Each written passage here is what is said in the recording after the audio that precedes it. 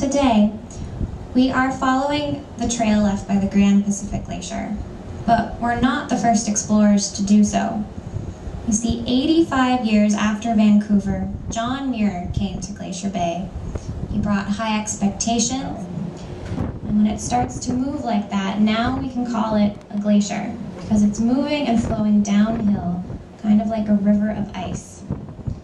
And you can see here at the Reid Glacier, if the ice is flowing into the ocean, then we can call it a tidewater glacier. So as you get outside and look around, see if you can read any other stories that are written in this landscape.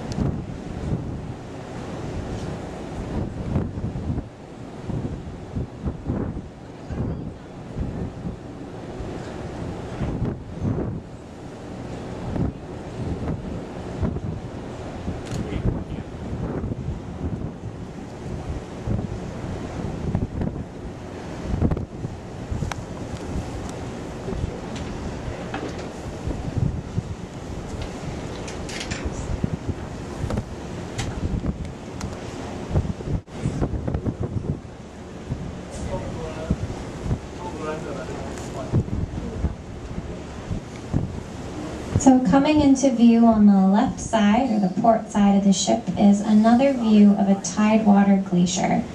This one is called Lamplugh Glacier, and the rangers like to just call it Lamplugh the Blue, because the blue of this glacier can just be so beautiful and really striking.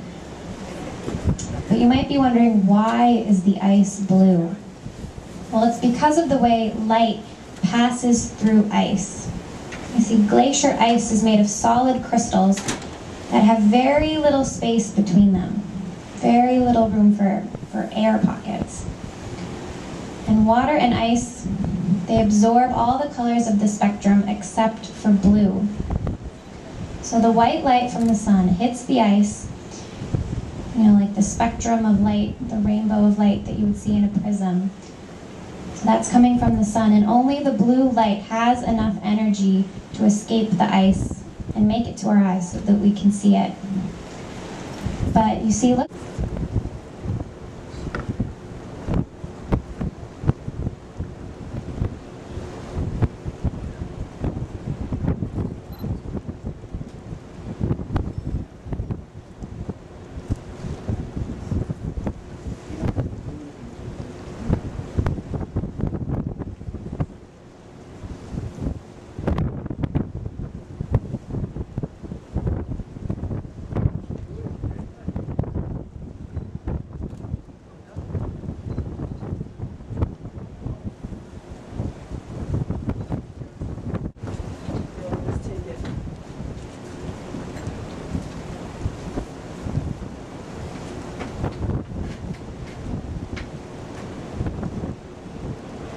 There's a very high peak up here, just barely shrouded, and very light wispy clouds up there.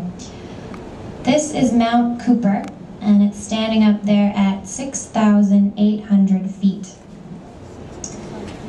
Now, in the years following John Muir's research on glaciers, more and more scientists followed in his footsteps and came to Glacier Bay, became very interested in this area. And among this group was a true visionary named William Skinner Cooper. And that peak over there on the left is named after him.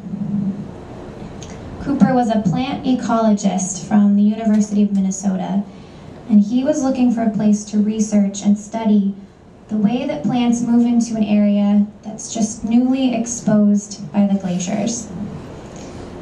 And in 1916, he found the perfect place right here, and he started making frequent trips to Glacier Bay. Cooper was one of the first to realize that Glacier Bay was a place of constant transformation. And it's a place that should be preserved for science, as well as just for our souls.